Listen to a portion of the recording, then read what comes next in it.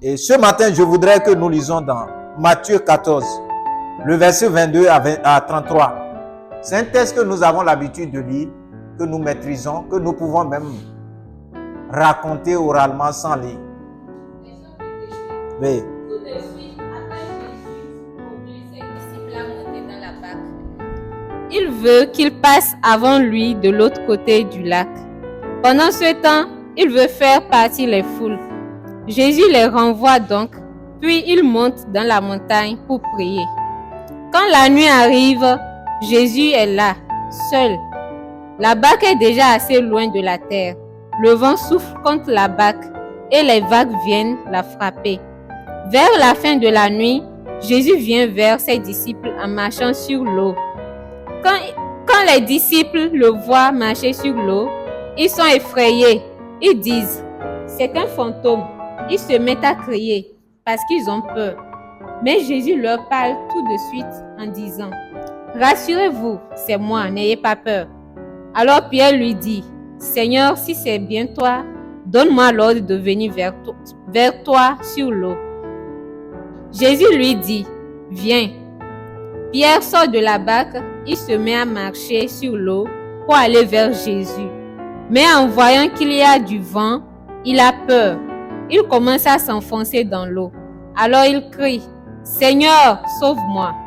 Aussitôt Jésus tend la main à Pierre, il le saisit et lui dit, tu n'as pas beaucoup de foi, tu n'as pas eu confiance, pourquoi? Ils montent tous les deux dans la barque et le vent s'arrête de souffler. Alors les disciples qui sont dans la barque se mettent à genoux devant Jésus en lui disant, vraiment, tu es le Fils de Dieu. Amen. Amen. Merci beaucoup pour la lecture. Et je voudrais qu'un volontaire parmi vous, quelqu'un pour me résumer de façon brève l'histoire que nous venons d'écouter. Oui. Ici? Oui, Didier. Oui, c'est que dans l'histoire, il fut un soir où Jésus est allé prier. Et ce même soir, déjà tard dans la nuit, les disciples sont déjà sur la barque, peut-être en voulant entrer.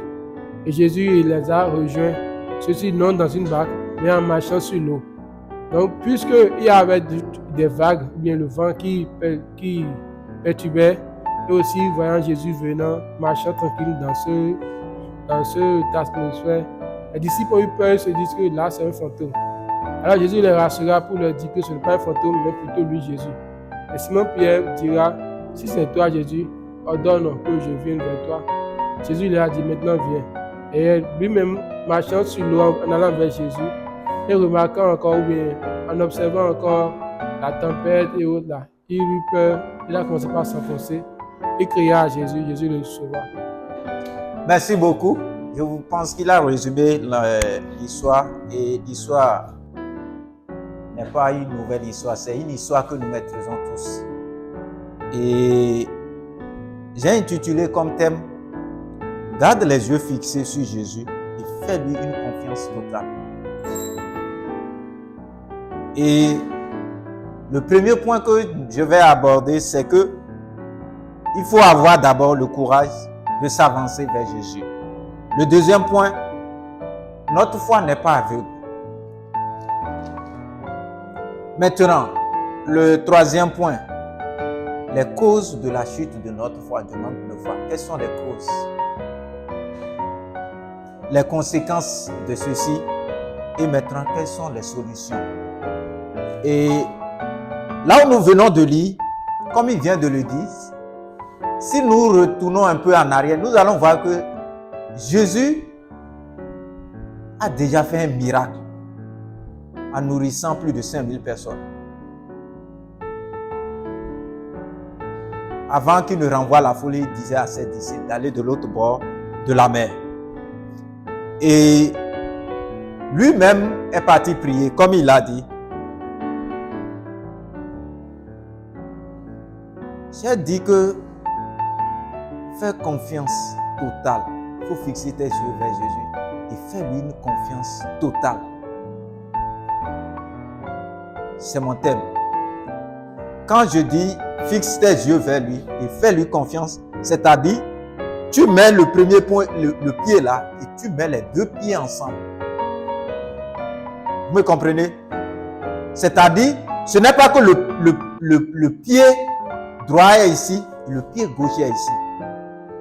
Et c'est ce que nous devrons comprendre par faire lui confiance, la confiance totale en Jésus. Ce n'est pas un pied ici, un pied ici. Donc, bon, cette partie, Jésus prend cette partie, bon, cette partie-là, je vais chercher autre moyen pour pouvoir, d'autres solutions. Et un chrétien, un nouveau converti, était converti, il allait à l'église et il continuait pas à mettre des talismans. Et les anciens de l'église l'ont interprété, l'ont appelé, et l'ont interpellé et ils l'ont demandé, en tant que chrétien, là, est-ce que ce qu'il fait là, est-ce que c'est normal? Il est déjà en Jésus. Il dit, lui n'est pas bête. Il dit que lui n'est pas bête. Tu ne peux pas monter sur l'arbre et laisser les deux mains. Au moins, même si l'autre main garde, il faut garder l'autre main avec une branche. Et là, tu peux laisser une autre main. Lui ne peut pas laisser les deux mains. Ça veut dire que cette personne a confiance, mais une confiance partielle. Vous comprenez, non? Il sait que oui, Jésus a une capacité, oui, il peut faire quelque chose, mais c'est insuffisant. Donc il faut ajouter quelque chose. C'est pourquoi il dit que tu ne peux pas grimper sur l'arbre et laisser les deux mains. Donc au moins tu peux, si c'est qu'il a laissé une partie à Jésus, une autre partie lui-même, les talismans et autres moyens pour se protéger, peut combler le reste du vide. Et quand nous lisons dans ce verset, le premier point, avoir le courage de s'avancer, nous allons voir que quand il voyait Jésus venir, il pensait que c'était un fantôme. Et Jésus a dit non, ce n'est pas un fantôme, c'est moi. Dieu a dit, si vraiment c'est toi là, ordonne que je vienne. Et quand Jésus a dit viens, vous voyez le courage de Pierre. Il descend de la barque, il ne commence pas à marcher sur l'eau. Il a vraiment un courage. Je me demande si c'était moi, est-ce que c'est possible? Ce n'est pas marigot pour dire que s'il tombe, s'il va, il descend, il s'enfonce. Non, il peut nager et se gérer. Non. Mais il s'avance. C'est pourquoi j'ai dit qu'il faut avoir le courage de s'avancer vers Jésus. Et en tant que leader, en tant que missionnaire, c'est le grand pas que nous avons fait en acceptant l'appel de Jésus. En acceptant venir faire la formation pour aller faire la mission. C'est un grand pas. Un pas de foi. Parce que nous entendons, nous voyons ce qui se passe sur le terrain. Nous savons ceux qui sont sur le terrain, ceux qui sont les premiers, qui sont nos défenseurs, ceux qui endurent sur le terrain. Mais on a eu ce courage d'avancer, de faire un pas en avant vers le Seigneur, en acceptant l'appel de Dieu. Et je pense que c'est à féliciter. Nous devrons avoir ce courage, comme Pierre a eu ce courage d'avancer vers Jésus. Sachant bien que il n'est pas en train de, ce n'est pas marigot. L'eau dans laquelle il est descendu, si il s'enfonce là, il ne peut plus s'en sortir. Mais il a eu le courage d'avancer. Et ce matin, j'aimerais t'encourager dans cet élan que tu as pris pour s'avancer vers le maître, notre maître Jésus. C'est très important et c'est un acte de foi. Cela veut dire que nous le faisons confiance. C'est pourquoi nous sommes en train de faire le pas. En allant vers là où on ne sait pas. On vit par la foi. On ne sait pas comment ça serait. Mais on s'est engagé dans ça. Et c'est ce que chacun de nous ici a fait. Un grand pas avancé. Maintenant, quels sont les paramètres? Quelles sont les choses qui ont poussé Pierre à faire ce grand pas? C'est là, c'est le deuxième point. Notre foi n'est pas aveugle. Vous voyez, Pierre, c'est un disciple qui a vécu avec Jésus, qui a vu des choses pas possibles que Jésus a fait en son temps. D'abord, il venait de nourrir 5000 personnes avec 3 pains et 2 poissons. C'est devant ses yeux. Tout ceci s'est passé. Il y a beaucoup de miracles que Jésus a fait devant nous. Donc, vous voyez que c'est sur cette base. Ça veut dire qu'il croit réellement. Il sait que celui qui est en train de marcher sur l'eau, qui m'invite, est capable de tout. C'est pourquoi il s'est engagé. Donc, l'acte qu'il a fait là n'est pas un acte aveugle. Ce n'est pas qu'il a fait ça, c'est pas s'il est bête. Il connaît qui est réellement Jésus. Et c'est parce que nous savons qui est Jésus et de quoi il est capable. Nous sommes engagés dans sa mission. Ou bien quelqu'un s'est engagé comme ça. Thierry, comment tu t'es engagé? Tu t'es engagé parce que... Comment tu t'es engagé? C'est ça. C'est parce qu'il a confiance en Jésus. Il s'est engagé.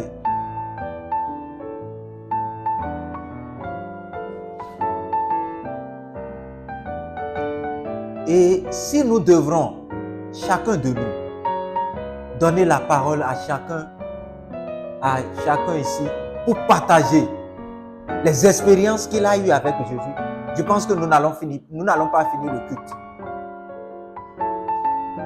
Ou bien c'est moi seul qui a vécu des choses, des expériences avec Jésus, qui nous a permis de lui faire confiance et de s'engager dans cet appel, de répondre à l'appel du Seigneur.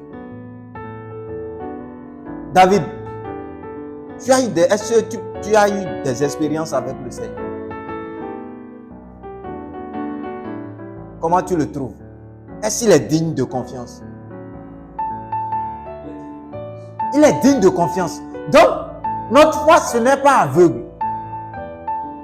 On ne s'est pas engagé. Les gens s'insultent. Hein. Toi, tu es un niais, tu n'as rien à faire. Votre affaire, là, vous pensez que c'est comme ça. Mais nous ne sommes pas bêtes. Nous sommes engagés avec quelqu'un qui détient tout le pouvoir.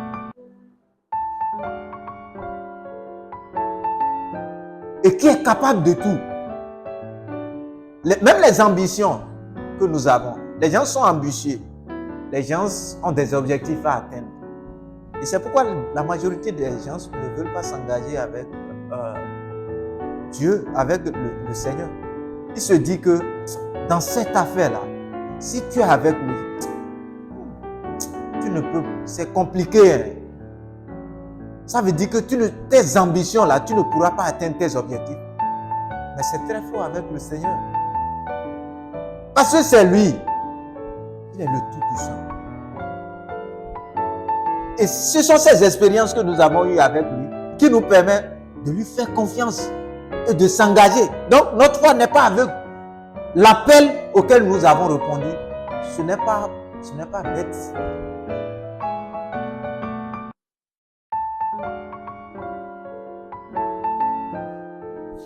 Vous comprenez? Et si l'homme vous dit que ce que tu es là où tu es rentré là, tu ne sais même pas là où tu vas, toi là même là. Il faut le prouver que non. Celui qui t'a appelé est le Tout-Puissant. Il est capable de tout. Donc ce n'est pas aveugle. C'est des expériences personnelles que nous avons eues avec le Seigneur. Et cela a vraiment impacté, cela a influencé notre appel. Ceci a permis à ce que nous répondons à l'appel. La majorité de nous, ce n'est pas des... C'est parce que nous sommes des personnes qui ne sont pas compétentes dans le monde séculier. C'est pourquoi nous sommes ici. Non. Mais c'est parce que nous avons fondé notre foi sur un maître, sur qui nous faisons confiance. Parce que ce n'est pas aveugle. Nous savons de quoi il est capable. Et nous savons que notre avenir, notre vie est dans ses mains. Et il pourvoira à nos besoins.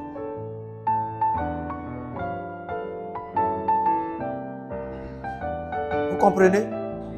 Donc, je suis là, je réfléchis, je pense à la fin de la formation. Quel serait mon sort? Comment je vais? Non? Tu connais le maître que tu suis. Il n'a pas échoué. Durant tout le parcours du ministère de Jésus, vous l'avez vu, il a échoué. C'est lui que nous suivons. Donc, notre foi est fondée parce que nous suivons un maître digne de confiance.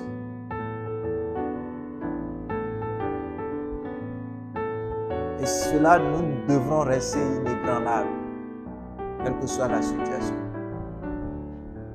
Et comme nous sommes engagés, nous allons avancer avec lui. Comme Pierre, il a commencé par s'avancer. Parce qu'il sait que oui, il est capable de tout. Il a fait beaucoup de choses sous ses yeux.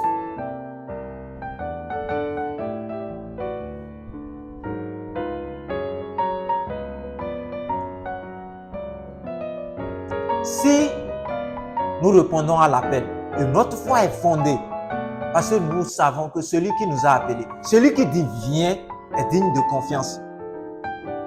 Qu'est-ce qui peut être maintenant les causes de la chute de notre foi? Qu'est-ce qui peut causer la chute de notre foi? C'est mon troisième point. Le verset 30 a dit quoi?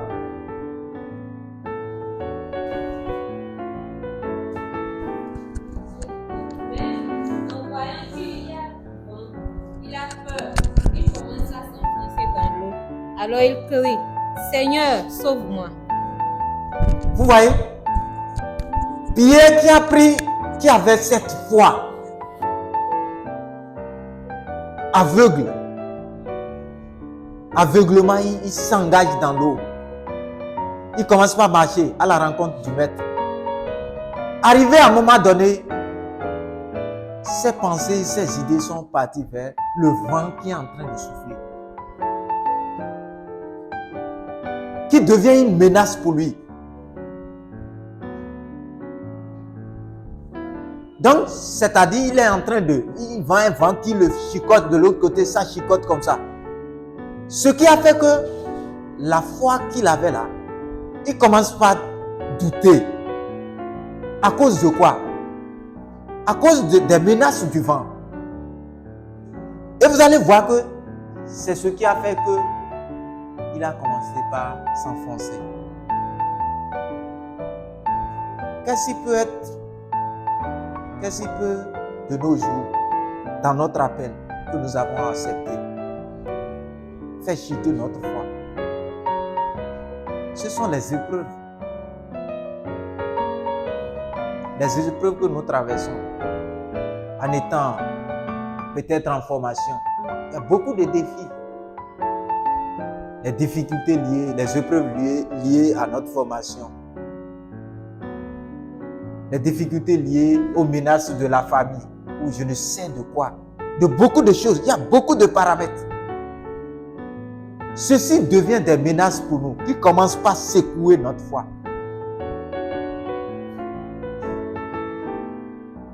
Je pense que ce n'est pas tout le monde qui a eu la grâce d'être en partageant, par exemple, cette idée de rejoindre, de s'engager dans la mission. Ce n'est pas chacun de nous. Est-ce que c'est tout le monde qui a eu cette chance d'être, l'idée là est acceptée chez chacun de nous, auprès de nos familles? Il y a d'autres personnes, la famille dit non. C'est quoi ça? C'est une menace. Et c'est une épreuve. Et c'est dans ça, si nous ne faisons pas attention, nous chutons. Notre foi là commence par faire un pas en arrière, un peu. Et beaucoup de personnes abandonnent la foi parce qu'ils ne comprennent rien. Non, à cause des épreuves, les difficultés dans le ministère, ça peut faire chuter notre foi. Et comme le vent a été une menace pour Pierre, le vent l'a secoué correctement. Et la foi qu'il avait en se mettant à marcher sur l'eau là, il a perdu ça. Les difficultés dans le ministère. C'est vrai, nous avons répondu à l'appel. Nous serons confrontés à des difficultés dans le ministère qui peut être des causes de la chute de notre foi. Nous allons chuter dans notre foi. Le manque des besoins, on a des besoins. Tu manques. Le manque. Tu commences par dire, Dieu là, mais est-ce que cette affaire-là, ça va aller? Les défis du ministère.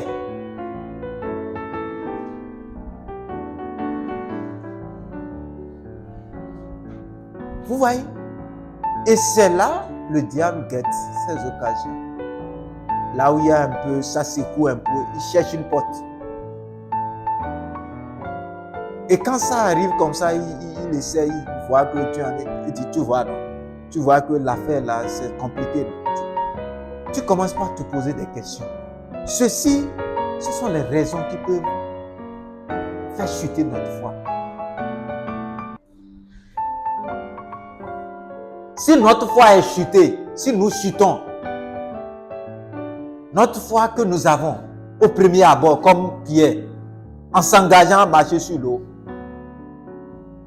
si ça commence par chuter, quelles sont les conséquences? Quelles sont les conséquences? Je pense que c'est le 4e point, ou bien le 3e point. 4e point. Les conséquences. Vous allez voir que la peur remplace la foi. Ce sont les conséquences. La peur, là, c'est ça qui revient à la place de la foi. Pierre qui avait la foi en s'engageant à marcher sur l'eau, vous voyez que sa foi s'est remplacée par la peur. Il commence pas à avoir peur. Ce sont les conséquences du manque de foi. Et c'est pourquoi nous devons chaque jour veiller à rester inébranlable dans la foi. Si la Bible nous a déjà avertis du fait que nous n'aurons pas un ministère où tout est rose, tu roules sur des roulettes, c'est simple que ça. Non? Si c'était comme ça, ça veut dire que c'est un truc très facile. Mais la Bible nous a dit que ce ne serait pas facile. Vous comprenez? Vous allez voir que si nous permettons, nous laissons une place et notre foi chute, c'est-à-dire qu'est-ce que nous avons encore comme conséquence? C'est que nous-mêmes nous chutons dans le ministère, dans notre marche avec le Seigneur. Nous chutons. Et c'est pourquoi vous allez voir ici que Pierre, une fois que la foi a été remplacée par la peur, il a commencé par s'enfoncer. Nous marchons par la foi, c'est-à-dire c'est la foi. Et si tu laisses une opportunité et cette foi est remplacée par la peur, la crainte, tu chutes sur tous les plans. Dans ton appel, dans ta marche avec le Seigneur, non seulement tu chutes, dans le ministère aussi. La chute. Vous allez voir que quand cela vient aussi, notre croissance spirituelle commence par reculer.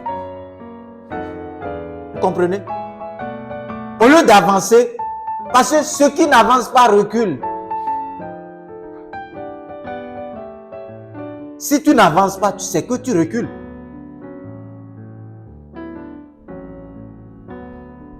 Et si notre foi est remplacée par la crainte, la peur, vous allez voir que spirituellement, notre croissance spirituelle, ça s'arrête là. On est debout là. Et comme on est debout, ça veut dire qu'on régresse. Et ce sont les conséquences, ça. Et quand c'est comme ça, le Seigneur nous abandonne. Parce que Dieu nous appelle à vivre par la foi, à marcher par la foi.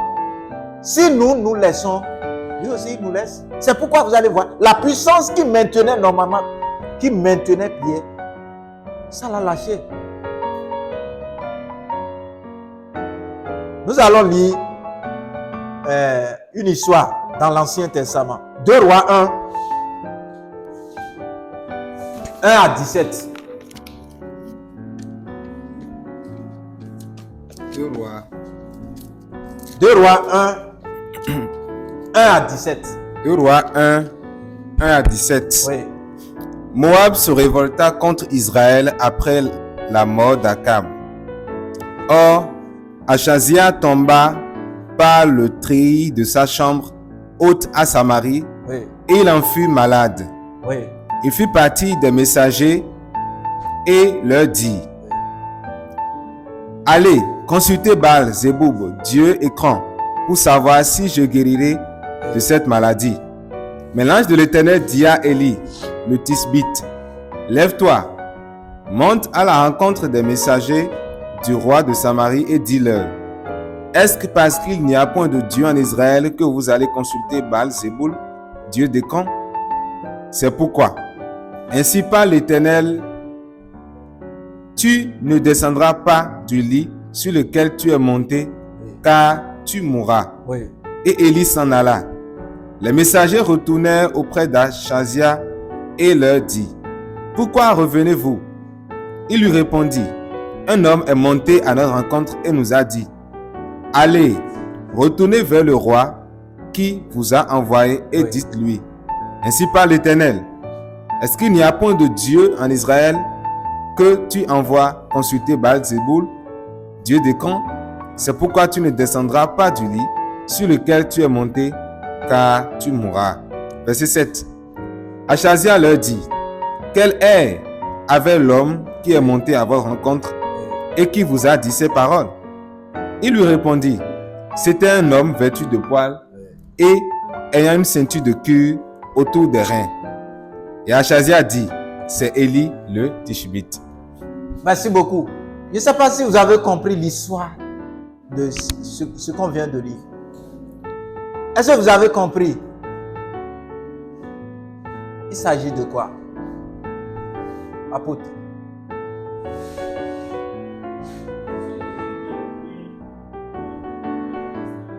Hein?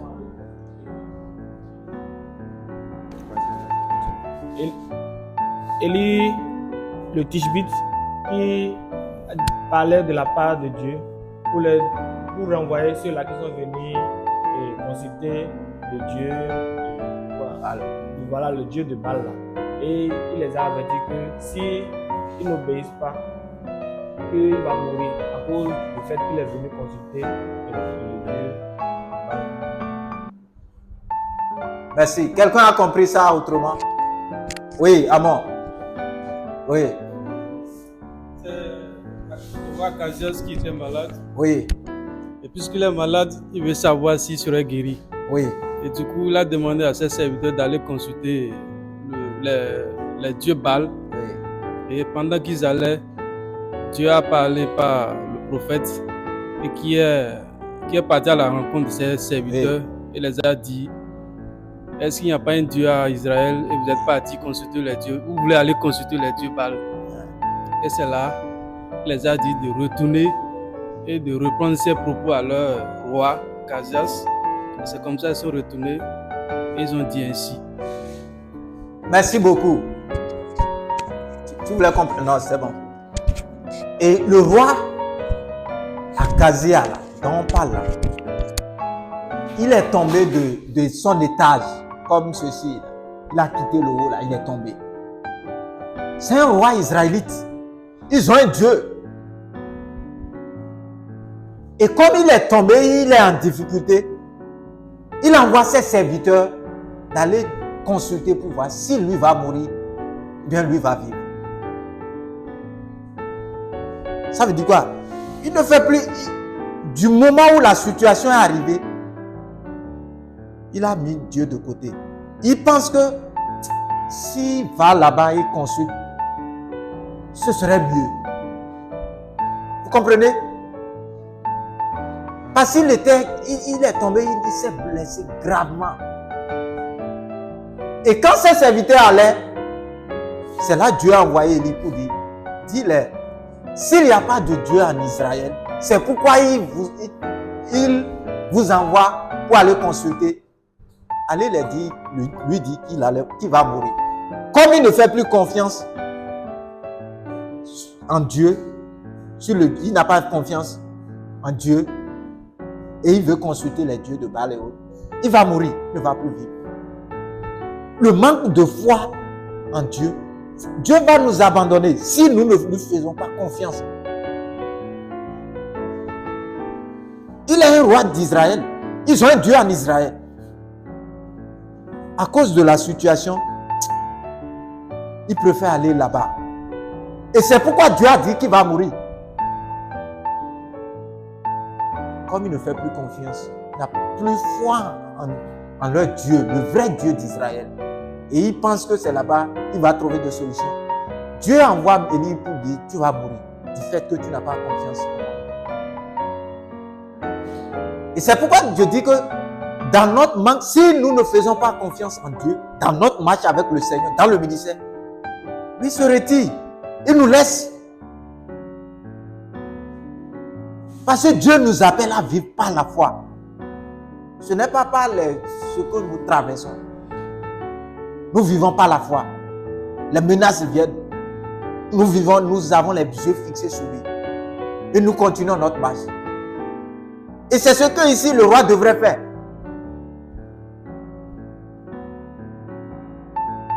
Je ne sais pas quelle difficulté, quelle situation que tu traverses qui est en train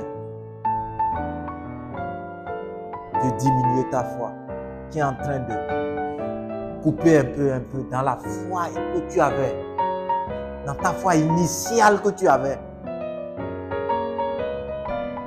Ça peut être le manque, ça peut être beaucoup de paramètres.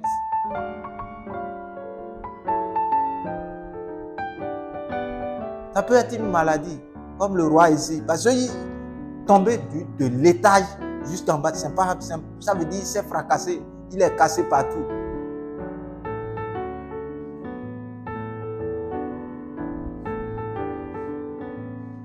Nous vivons par la foi. Les situations viennent, mais on continue à vivre par la foi. Si nous laissons notre foi remplacée par la crainte, la peur, les conséquences que j'ai énumérées, c'est-à-dire la peur a remplacé la foi, la chute, et aussi notre croissance spirituelle n'avance pas. Au lieu de progresser, nous régressons et le Seigneur nous abandonne. Maintenant, si nous sommes dans une telle situation et que nous revenons à lui, le Seigneur est capable, parce que lui, il attend toujours de nous. Quand nous venons vers lui, vous allez voir quand Pierre a eu cette situation, il a crié, Jésus l'a attrapé par la main. Je ne sais pas ce que tu es en train de traverser, qui a amené ton pas en arrière, qui est en train de t'amener en arrière. Ce matin, je voudrais que tu reviennes, que tu cries encore au Seigneur, tu dis, donne-moi encore la foi, augmente ma foi. Il te garde par la main et il te relève, comme il a fait avec Pierre.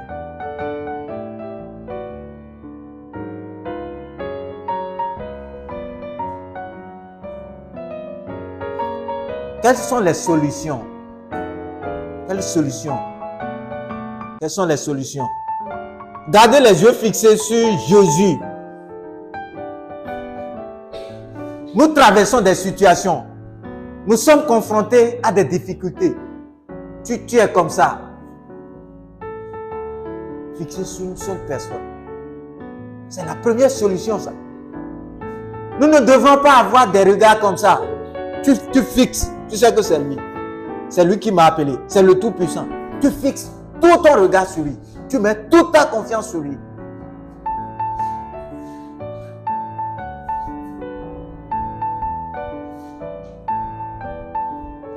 Priez continuellement.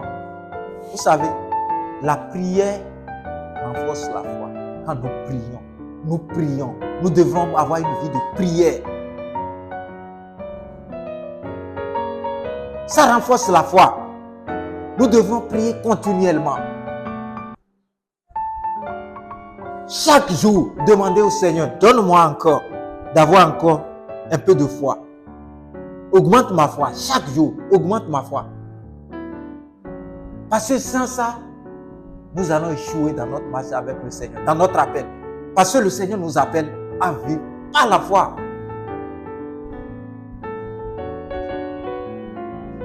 Nous devons méditer la parole de Dieu pour nourrir notre foi. Comprenez ça? La méditation, ça permet de nourrir la foi. Peut-être tu finis une année, la Bible, peut-être tu as lu 2 versets. Comment ta foi serait? Vous pensez que tu vas nourrir ta foi? La méditation permet de nourrir notre foi. Quand nous lisons, nous voyons les œuvres de foi que les gens sont faites dans la Bible. C'est dans la Bible. Et cela, ça nous édifie. Ça renforce notre foi. La méditation est incontournable. Si nous voulons avoir une foi inébranlable, nous devrons méditer nuit et jour. Il ne faut pas attendre forcément les dimanches. Bon, j'attends. Bon, quand ils vont prêcher, je vais trouver un peu. Non.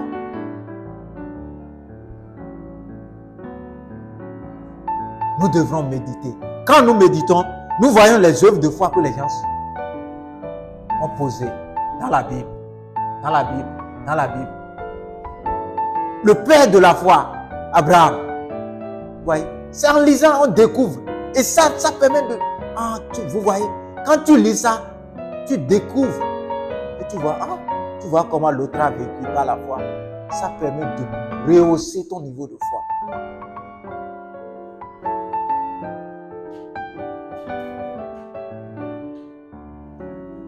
Les gens ont l'habitude de dire que lorsque c'est un philosophe qui a dit ça, lorsque notre conscience parle, c'est la société qui parle en nous. Je ne sais pas si c'est Durkheim ou bien c'est un philosophe. C'est-à-dire, les personnes avec qui tu es en contact, hein, c'est eux qui te transforment. C'est-à-dire, tu vis comme eux. Et l'autre solution, c'est ça. Nous devrons collaborer avec des personnes de foi, des personnes dignes de confiance.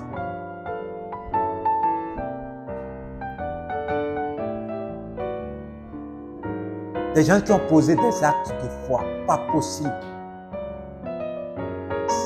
Tu commences par vivre avec ces personnes, tu gagnes un peu. Et c'est ce que les disciples de Jésus ont fait. Après son départ, c'est parce qu'ils ont tellement collaboré, ils ont tellement travaillé avec lui, ils ont cheminé ensemble. Il a fait beaucoup de choses devant eux. Ça a rehaussé leur niveau de foi.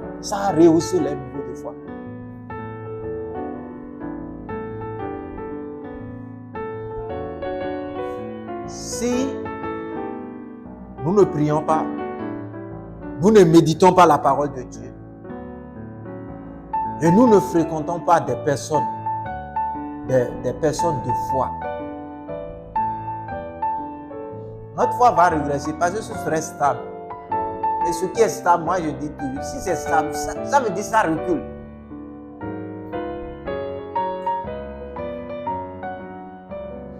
Et si nous sommes appelés à vivre par la foi, et tu ne cherches pas à nourrir ta foi, tu ne cherches pas à faire grandir ta foi, comment tu veux vivre?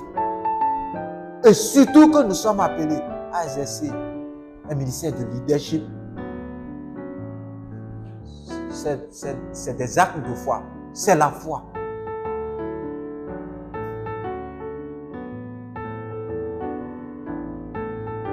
Et quand nous avons la foi, les autres choses là viennent. Quand nous avons la foi, les autres choses viennent. Jésus dit à ses disciples, si votre foi atteignait même le grain de sénévé, vous allez dire à cette montagne, quitte-toi, quitte ici et jette-toi là. Et ça va marcher.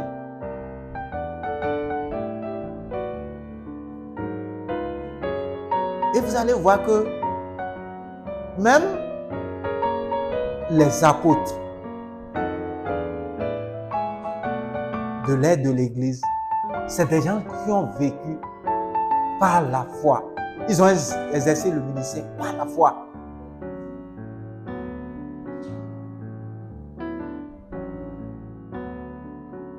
Parfois, les gens pensent que c'est si une situation, il traverse une situation, il est en face d'une difficulté.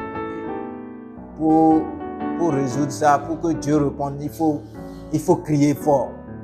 Tu dois crier. Tu dois jeûner. Non? La première des choses auxquelles Dieu répond comme ça, c'est l'acte de foi.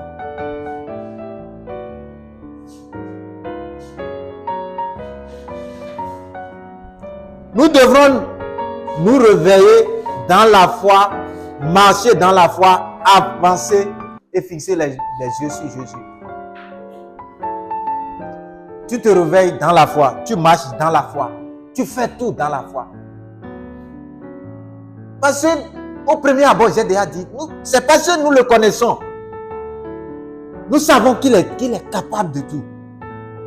Donc, chaque jour que nous nous réveillons, nous vivons dans la foi, nous marchons dans la foi. Nous allons lire Hébreux 10, 38.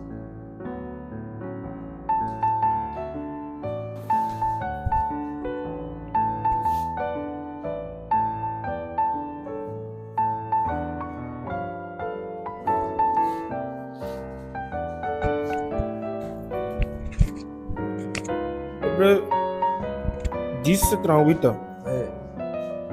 Et mon juste vivra par la foi, mais s'il se retire, mon âme ne prend pas plaisir en lui.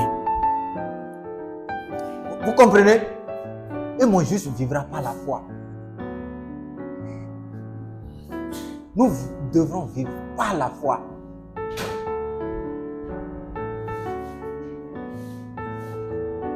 Et quoi? Nous devons vivre par la foi. Attendez. Il faut dire à celui qui est à côté, nous devons vivre par la foi.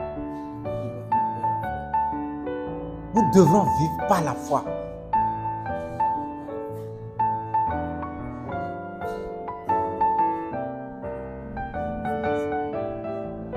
Il y a un nouveau converti qui s'est converti.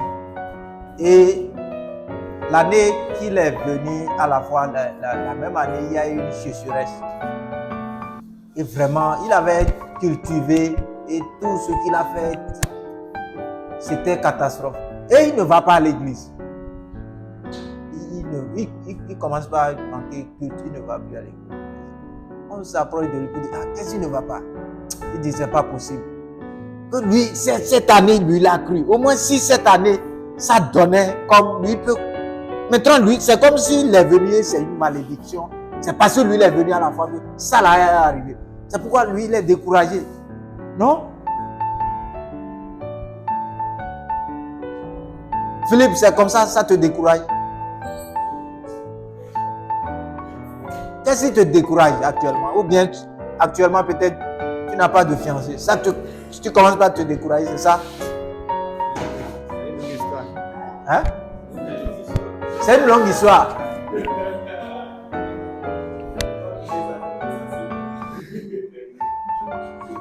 Et ce matin, je vais finir en disant ceci. La vie chrétienne ne nous épargne pas des épreuves. La vie chrétienne ne nous épargne pas des épreuves. Mais avec les yeux fixés sur Jésus, nous pouvons marcher au-dessus des épreuves et vivre par la foi. La vie chrétienne ne nous épargne pas des épreuves. Mais avec les yeux fixés sur Jésus, nous pouvons marcher au-dessus des épreuves par la foi. Comprenez? Si l'homme te dit ça, c'est faux. Parce que notre modèle, notre maître Jésus, qui est venu sur la terre et qui a vécu, a traversé tout ce dont nous parlons, des épreuves. Et ces épreuves, je pense que ces épreuves sont plus dures. L'épreuve qu'il a traversée, les épreuves qu'il a traversées sont plus dures que ce que nous traversons actuellement. Mais il a vécu par la foi. Il n'a pas reculé. Nous devrons avoir nos yeux fixés sur lui. Et nous marchons par la foi. Je ne sais pas ce que tu traverses ce matin. Ça peut être un manque, ça peut être une difficulté, ça peut être un problème lié à ton ministère. Et ceci commence par affaiblir ta foi.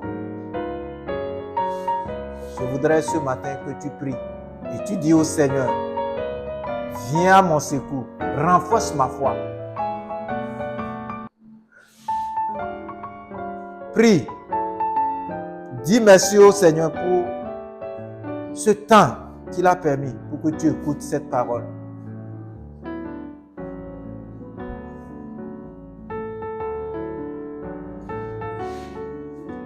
Présente-lui les choses que tu traverses